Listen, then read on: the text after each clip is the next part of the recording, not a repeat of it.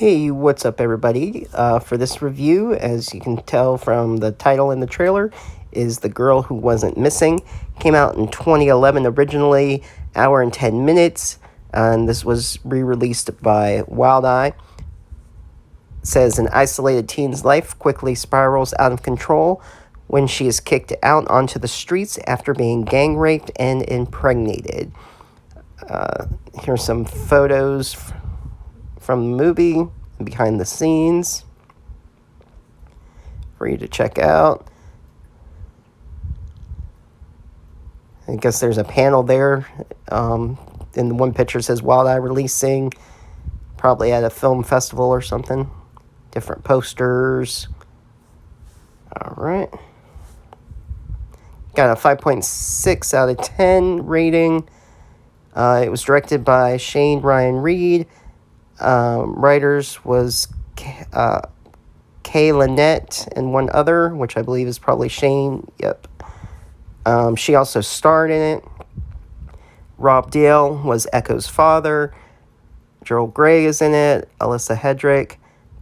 Kay Lynette, who played Echo, and Jeremy Williams are who starred in it. Alright, so that's the information on Internet Movie Database. Stay tuned for my review and thoughts. Hey, what's up, everybody? Steven here, the Horror Freak 85, doing another Wild Eye movie review. This time it's for The Girl Who Wasn't Missing. I'd like to thank the folks over at Wild Eye for sending me this copy to review for you guys. I did do a summary of it in the Internet Movie Database. I'll go ahead and read the back of it as well. It says, studded with grimy exploitation material, says Variety. The final scene was downright chilling. Movies made me. She belongs to the streets now. An isolated teen's life quickly spirals out of control and into prostitution when she is kicked out onto the streets after becoming pregnant. Not too much to say about this movie. It was very short. It was an hour and 10 minutes. Joe the Horror Man also reviewed this movie recently this past week. He pretty much summed it up.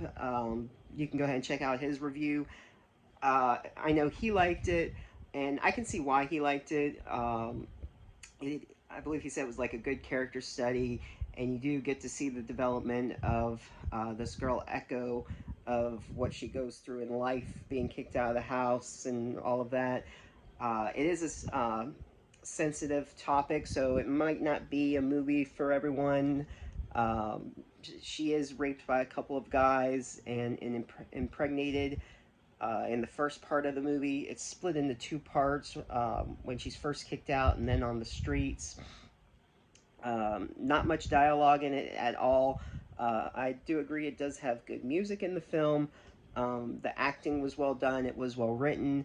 The only thing for me is, even though it was an hour and 10 minutes, to me it felt like an over 2 hour movie. I just couldn't get into it, unfortunately. I mean, it kind of dragged on a little bit with her in the first part, just walking throughout and stealing stuff to survive, trying to figure out where to sleep. Nothing too interesting, in my opinion, happened. It's just a whole bunch of that. And it doesn't even show what happens to her baby. It just goes to... that's why I was like, there wasn't really a story of it besides her living on the streets. There was no other story to it besides that.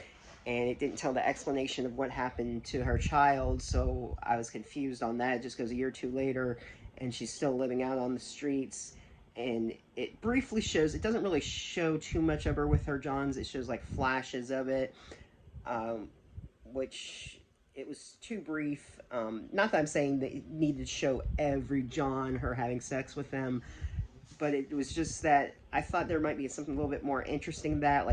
Like it might show something with one John or something, or maybe her getting beat up, or her trying to escape, or her fighting him, or something a little bit more interesting would go on. It was basically the same thing in the second part, just, her daily life, cleaning up, truck stops, and you don't know what happened to her child. It was just really slow. I mean, it did have good music. And I mean, I guess it's worth watching once. But like I said, I thought like there'd be more of a story, or maybe she would get off the streets after, or something along those lines to make it a little bit more interesting. But you do feel for the character, and it is kind of a depressing movie of what she goes through. And that's pretty much it. It's just a short review, and that's everything that pretty much happened. Um, I'll leave a link for Wild Eye down below. I believe this is on Amazon Prime as well. You can always get it at Walmart. I've listed all of the places that you can, check out Wild Eye. Um, if you've seen it, leave a comment down below. Let me know what you thought. If you're new to the channel, be sure to subscribe, hit that bell for notifications, and see you next time.